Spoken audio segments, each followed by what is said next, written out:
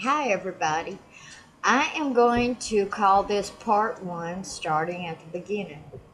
I'm going to try real hard not to bore y'all, but what I am is going to go back in time. And the reason I'm doing this is because since I've made so many friends on here, I've realized that we all come from different cultural backgrounds, ethnic.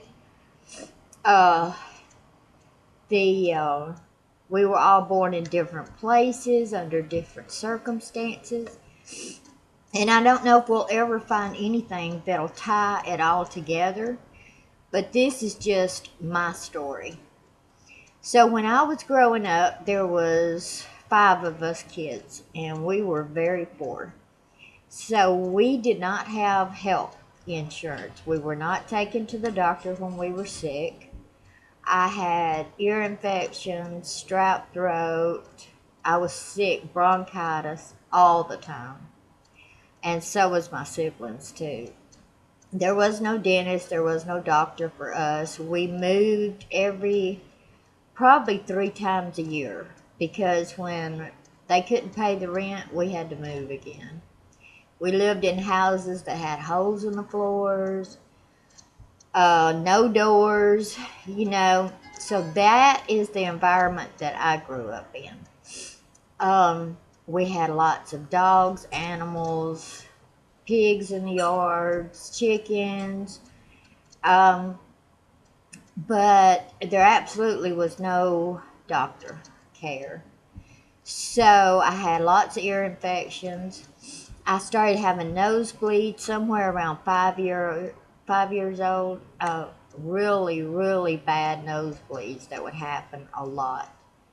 I didn't know it then, but I had restless leg syndrome as far back as when I was a child. For those of you who don't know what that is, I don't know how to describe it other than your legs hurt so bad, but the way I describe it is it feels like your muscles are rubber bands. They're pulling and pulling and pulling as far as they can, and then they want to release and then pull again, and there's nothing you can do about it. The pain is just horrible, and so they jerk and they jerk and they jerk. But I do know then now that that's what it was. My sister used to have to rub them for me all the time.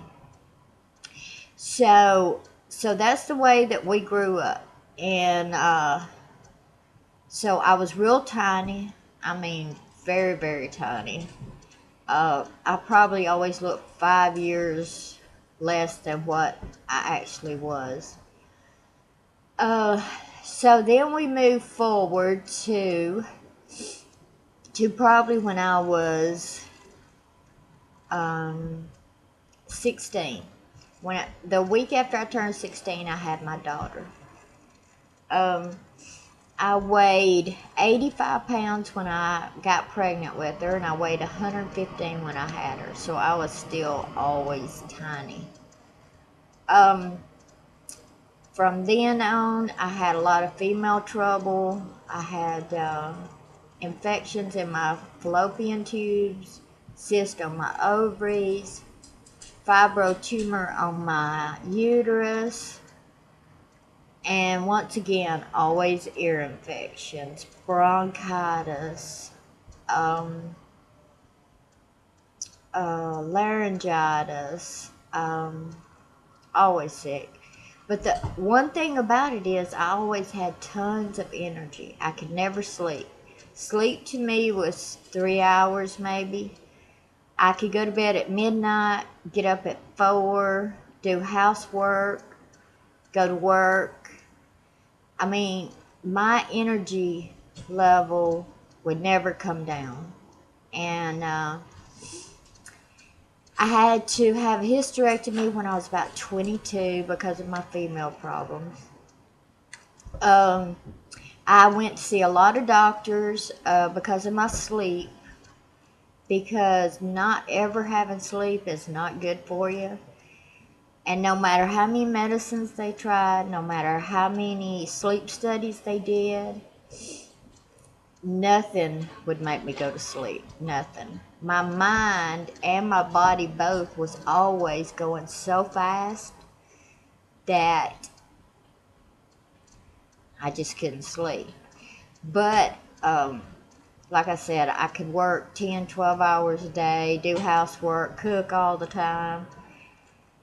And I was still like 90, 95. I never could get past weighing 95 pounds. Um, so then, um, like I said, when I was about 22, I had a hysterectomy. That helped a lot of my problems that was making me really sick. But the everlasting bronchitis, ear infection, I always felt, even though I had all this energy, I always felt like I had the flu. I would get the flu all the time. I didn't know anything about flu shots. Don't even know if they were giving them then. I'm sure they were. I did have health insurance, worked somewhere around in my 20s, so I started going to the dentist. I had it to go to doctors to get medicine. I was always on antibiotics. Excuse me. The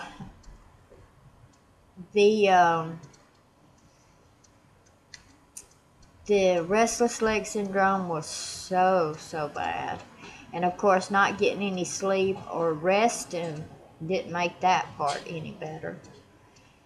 So, no amount of medicine would make me sleep. I always had tons of energy.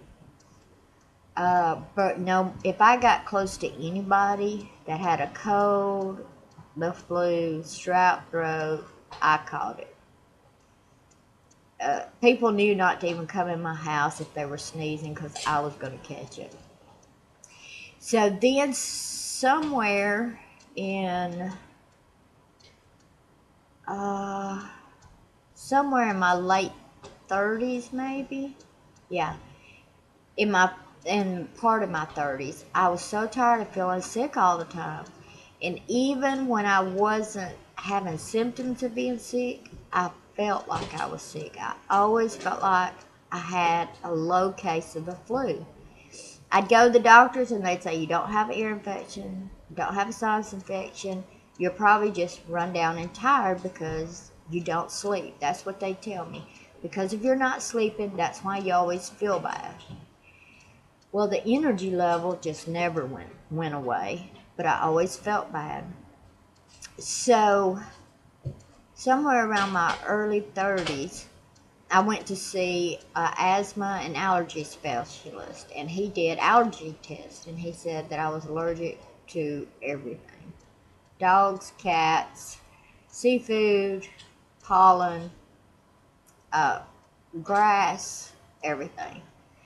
So he said, that's why I felt sick all the time. That's why I always felt bad. That's why I always felt like I had the flu.